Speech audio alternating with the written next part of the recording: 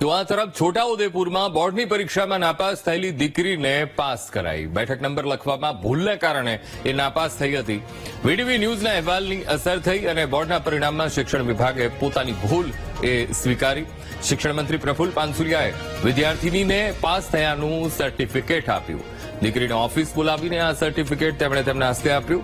વર્ગખંડ નિરીક્ષકને ભૂલ થવા બદલ નોટિસ પણ ફટકારાઈ.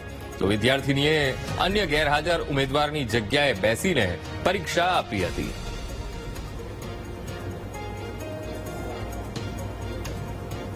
એમને પરીક્ષા આપી, પરંતુ પરીક્ષા આપવા જતી વખતે એ બીજા નંબર પર બેસી ગયા અને એ રોલ નંબર એમણે એ લખી નાખ્યો જ્યાં ગેરહાજર સ્ટુડન્ટ્સ હતો અને આખી પરીક્ષા એમણે આપી દીધી. પરિણામ આવતા અંકિશાબેનના પરિણામ માર્કશીટ 0-0 આવી. આ વાત મેં અમારા ધ્યાને આવી અને આદરણીય સીએમ સાહેબના ધ્યાને પણ આવી.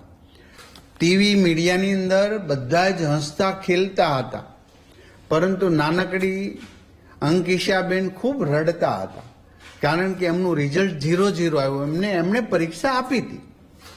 આ ન્યૂઝ જોઈ આદરણીય સીએમ સાહેબે પણ મને સૂચના આપી હતી. મેં મારા અધિકારી મિત્ર સાથે પણ વાતચીત કરી. આ ક્ષતિ અમારા એક અધિકારીએ પણ કરેલી હતી. એમને પણ શોકોઝ નોટિસ આપી છે અને હું કોઈના ઉપર ઢોળવા નથી માંગતો. શિક્ષણ વિભાગનો જવાબદાર વડો છું. આ જવાબદારી મારી છે.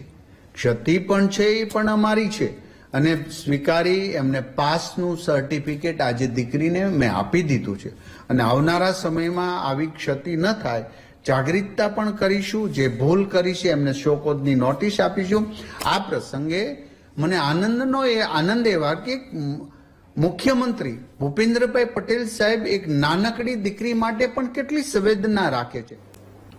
તો વીટીવી ન્યૂઝે આ અહેવાલ પ્રસારિત કર્યો હતો કે આ દીકરીએ પરીક્ષા આપી તે છતાં પણ એ પરીક્ષામાં તેને 0-0 માર્ક્સ આપવામાં આવ્યા હતા અને જેના કારણે આ ક્ષતિ એ સરકારના ધ્યાને આવી. વીટીવી ન્યૂઝના અહેવાલની અસર છોટાઉદેપુર અને બોર્ડની પરીક્ષામાં નાપાસ દીકરીને પાસ કરવામાં આવી છે. બેઠક નંબર લખવામાં ભૂલના કારણે આ અસર થઈ.